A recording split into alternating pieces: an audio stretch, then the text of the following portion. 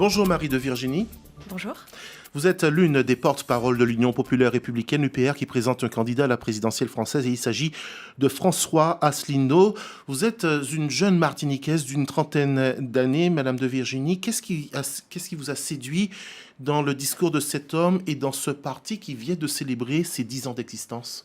Alors, ce qui m'a plu chez François Asselineau, c'est son discours de vérité. C'est-à-dire qu'avant de le connaître sur Internet, je ne comprenais pas, je n'arrivais pas à décrypter l'actualité politique au niveau national et je ne comprenais pas pourquoi est-ce que, malgré l'alternance des gouvernements de droite et de gauche, la France va de plus en plus mal et on va vers une paupérisation de la société. Et puis, grâce aux conférences, qui sont très longues d'ailleurs, entre 3 et 4 heures. Oh, surtout plus. Surtout plus, oui. Parfois plus.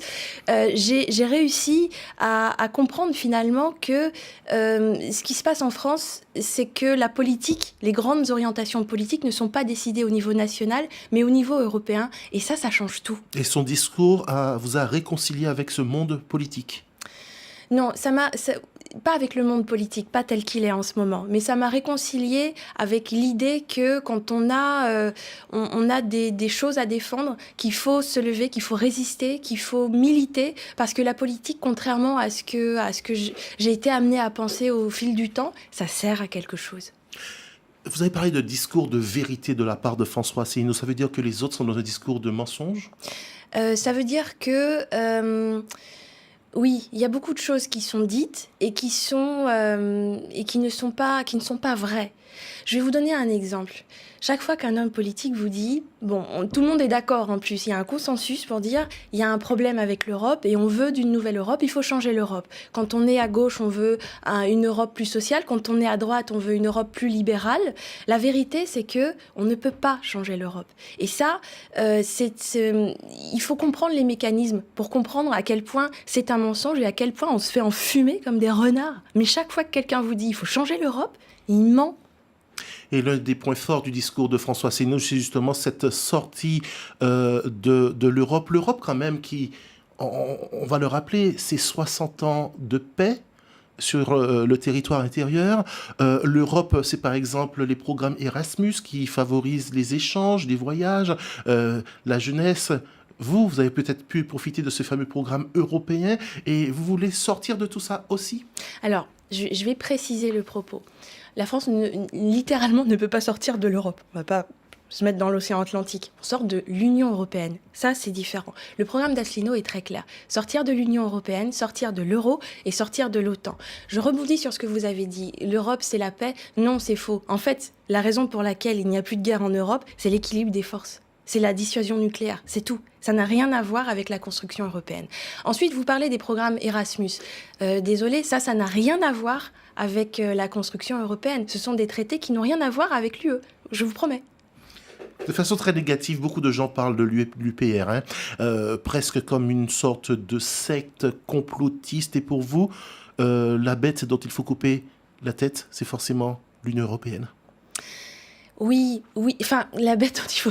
Vous avez des expressions assez imagées. Non, ce que je veux dire, c'est que la France et la Martinique ont intérêt à sortir de l'Union européenne. François Asselineau a parlé récemment du GOPÉ. En fait, ce sont des choses, des textes qui sont écrites par la Commission européenne et qui n'ont de recommandation que le nom. En fait... des commissaires dont on ne connaît pas le nom, dont on ne sait pas, qui n'ont jamais été soumis au vote des populations, décident des politiques... Ce qu'on appelle les technocrates.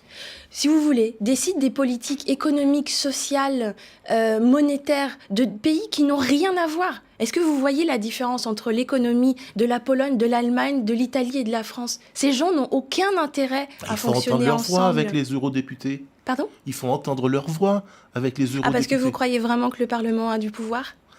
Moi, je vous invite, sincèrement, et parce que là, on est dans une dictature douce qui s'impose aux gens par sa complexité et par l'ennui. C'est-à-dire que quand vous essayez d'en savoir davantage, vous allez sur Internet, les textes sont pas d'un chiant, mais les textes sont très compliqués. On n'arrive pas à comprendre. Et c'est des techniques d'enfumage. Et c'est tellement ennuyeux qu'on n'essaye pas d'en savoir davantage. Alors face à ça, François Asselineau et l'UPR proposent un programme de libération nationale. N'est-ce pas ce que dit Marine Le Pen dans sa vision de l'Europe pour la candidate frontiste? Elle aussi, elle veut en sortir? Ouais, elle veut en sortir, oui et non. C'est-à-dire que d'abord, elle veut renégocier. C'est pas possible de renégocier. Littéralement, c'est impossible. D'ailleurs, je vous mets au défi de me citer une personne, un seul chef d'État ou de gouvernement qui a réussi à négocier avec l'Union européenne et qui a obtenu gain de cause. Ça n'existe pas. Il y a une raison. Marine Le Pen, elle veut renégocier, puis ensuite elle veut soumettre ça à un référendum, un coup elle veut pas. Nous, ce qu'on dit, c'est clair. François Asselineau est le candidat du Frexit. On sort, un point, c'est tout. C'est vraiment l'Europe le danger ou bien les États-Unis? C'est l'Europe. C'est pour la France en tout cas, et pour les intérêts de la France et de la Martinique, la construction européenne ne va pas dans le sens de nos intérêts. François Asselineau est-il un candidat hors système? Non. Mais il n'a jamais dit qu'il était un candidat hors système. On va quand même rappeler qu'il est diplômé d'HEC, de l'ENA, ancien directeur de cabinet de Françoise de Panafieux lorsqu'il était ministre dans le gouvernement d'Alain Juppé, collaborateur de l'ancien ministre Gérard Longuet. Il sait de quoi il parle alors? Oui. Ouais. Non, mais sincèrement. C'est pour ça qu'il est plus crédible. Je pense, parce qu'il a déjà énormément d'expérience, il connaît les arcanes du pouvoir, il connaît, si vous voulez, le fonctionnement de toutes les institutions françaises et européennes, et c'est un candidat qui, à mon sens, est très crédible. Dans le programme de François Asselineau, j'ai vu un petit passage qui demande un éclaircissement. Il demande qu'on fixe un cadre constitutionnel pour les médias. On a déjà parlé de sa volonté de renationaliser le groupe TF1, mais le cadre constitutionnel aux médias, ça voudrait dire que les médias doivent doivent être aux ordres? Non, là vous allez un peu loin. Non, ça veut c'est dire... marqué, hein, fixer un cadre votre constitutionnel aux médias. Je m'inscris en faux contre votre interprétation. Non, ça veut dire simplement qu'il faut pouvoir redonner la liberté aux journalistes. Non, mais sincèrement, je vais vous donner un exemple. Quand François Asselineau dit moi je propose de renationaliser TF1, parce que c'est renationaliser, pas nationaliser. On ne va pas aller nationaliser BFM. On renationalise parce que TF1 avait une charte en termes de culture qui n'a jamais été respectée. C'est surtout le groupe média audiovisuel le plus puissant de France. C'est ça. Et tout le monde est choqué par cette proposition. Par contre, récemment, je vois passer une vidéo de Monsieur de Villepin qui explique, à l'époque où il s'était présenté au présidentiel, qu'avec son mécène Jimmy Goldsmith, il a acheté 4,99% des actions de TF1 et des sondages. Donc ça veut dire que les médias ne sont pas, les journalistes en tout cas, ne sont pas libres d'exercer leur métier. Et vous en faites quoi de la charte déontologique des journalistes? Ce que j'en fais, c'est que, déjà, ce que je constate, c'est que quand François Asselineau en parle, les journalistes ne savent pas de quoi il s'agit. Marie de Virginie, pour la Martinique, on a parlé tout à l'heure de l'Union européenne. Vous savez que l'Union européenne a quand même permis à la banane antillaise d'exister sur le marché européen. L'Union européenne est là pour financer les grands projets structurants. Vous dites quoi aux Martiniquais qui vous écoutent là aujourd'hui? Moi, ce que je leur dis, c'est que l'argent de l'Europe, en fait, c'est de l'argent français. Il y a dans l'Union européenne des contributeurs nets et des bénéficiaires nets.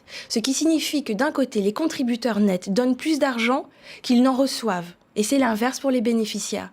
Ce qui signifie, concrètement, en chiffres, que la France verse 23 milliards d'euros à l'Union européenne et n'en récupère que 14. Donc la France ferait mieux de garder cet argent pour elle. Et les gens qui... Mais oui, parce que c'est vraiment... C'est pas possible d'imaginer qu'on arrive à enfumer les gens de telle sorte qu'ils pensent que, d'un côté, on a la gentille Europe qui va donner des fonds, qui va donner de l'argent, qui va soutenir des projets, et d'un autre côté, on a l'État français qui est de plus en plus en retrait, qui baisse les dotations, qui met en difficulté les villes, les communes. C'est pas comme ça que ça se passe. Non, la banane aurait intérêt. En sortant de l'euro, je vais même vous dire ce que ça va faire. Les subventions... Il reste 20 secondes. Comment? Il reste 20 secondes? Oui, allez-y. Bah, votez François Asselineau et allez vous renseigner sur Internet, allez regarder les conférences, essayez de comprendre. Vous savez, à l'heure d'Internet, ne pas connaître les choses, c'est un choix. Merci d'avoir été avec nous ce matin, Marie de Virginie. On rappelle que vous êtes porte-parole de l'Union populaire républicaine avec comme candidat François Asselineau. Bonne journée. Merci.